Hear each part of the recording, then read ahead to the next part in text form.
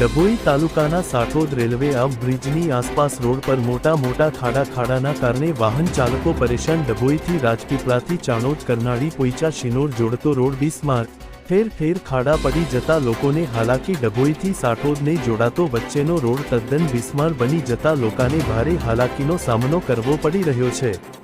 શિનોર ચોકડીથી લગભગ આવર બ્રિજ સુધીને પણ વધુ લાંબા રોડ પર મોટા ખાડા પડી જતા રાહદારીઓ અકસ્માતનો ભોગ બની રહ્યા છે।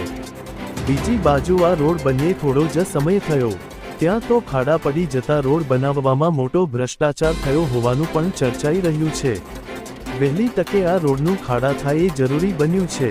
આ બ્રિજ બન્યો ત્યારથી વિવાદોમાં છે। આવર બ્રિજની બેઉ સાઈઝ મોટા ખાડા પડી ગયા છે। એક તરફ ગુજરાતના મુખ્યમંત્રી સૂચના આપી દીધી છે કે એક અઠવાડિયામાં દરેક ખાડા પુરાઈ જવા જોઈએ, છતાં પણ સ્ટેટ હાઈવેના અધિકારીઓ ક્યારે જાગશે અને આ ખાડાઓ પુરાશે?